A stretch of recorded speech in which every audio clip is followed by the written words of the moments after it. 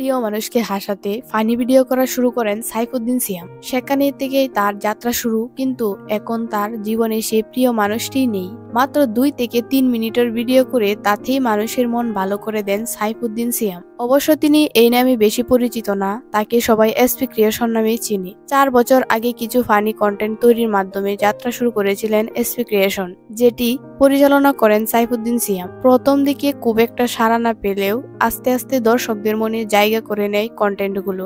দর্শকদের ভালোবাসায় মাত্র অল্প সময়ে পেজটি প্রায় 6.5 লাখে পৌঁছায়। চলুন জেনে আসা যাক সিয়ামের জানা অজানা গল্প। তিনি একজন বাংলাদেশি কন্টেন্ট ক্রিয়েটর এবং সোশ্যাল মিডিয়া প্রভাবক। সিয়াম একটি বেসরকারি বিশ্ববিদ্যালয়ে ব্যবসা শিক্ষা অনুষদে পড়াশোনা করেছেন। তিনি ইউটিউব, ফেসবুক, ইনস্টাগ্রাম এবং অন্যান্য ডিজিটাল প্ল্যাটফর্মে সক্রিয়।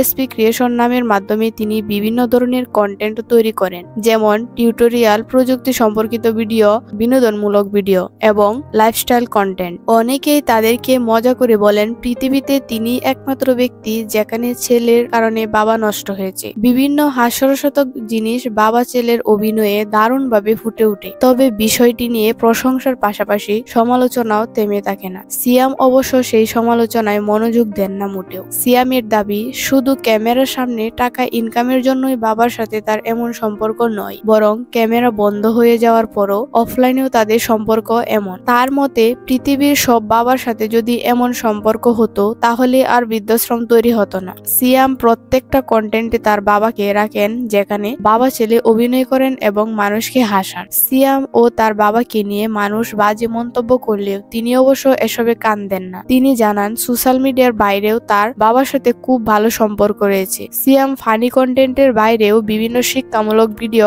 শর্ট ফিল্ম, নাটক নির্মাণ করেন। সিয়াম বলেন, এটা আমার নিজের গড়া একটি প্ল্যাটফর্ম, যেখানে আমি অনেক দূর এগিয়ে নিয়ে যেতে চাই। প্রথম দিকে অনেকের হাসির পাত্র হয়েছি, কোনো সাড়া পাইনি তেমন, কিন্তু আমি হাল ছাড়িনি। তারপর একটু একটু পর সাফল্য ধরা দিতে থাকি। আমি আমার পড়াশোনার বাইরেও বেশিরভাগ সময়টা কন্টেন্ট তৈরির পেছনেই দেই। চেষ্টা থাকলে সবই সম্ভব, সেই বিশ্বাস নিয়ে সামনে এগিয়ে যেতে চাই। তার ভিডিওগুলোর মধ্যে সাধারণত প্রযুক্তি বিষয়ক আলোচনা, গ্যাজেট রিভিউ, ডিভাইস কম্পারিশন এবং অন্যান্য নানান তথ্য প্রযুক্তি সম্পর্কিত কন্টেন্ট শামিল থাকে। তিনি তার ভিডিওতে মাঝে মাঝে বিভিন্ন টিপস এবং ট্রিক্স সহ শেয়ার করেন, যা তার দর্শকদের উপকারে আসে, এবং অল্প সময়ে তিনি মানুষের মাঝে ব্যাপক আলোড়ন সৃষ্টি করেন এবং জনপ্রিয় হয়ে ওঠেন।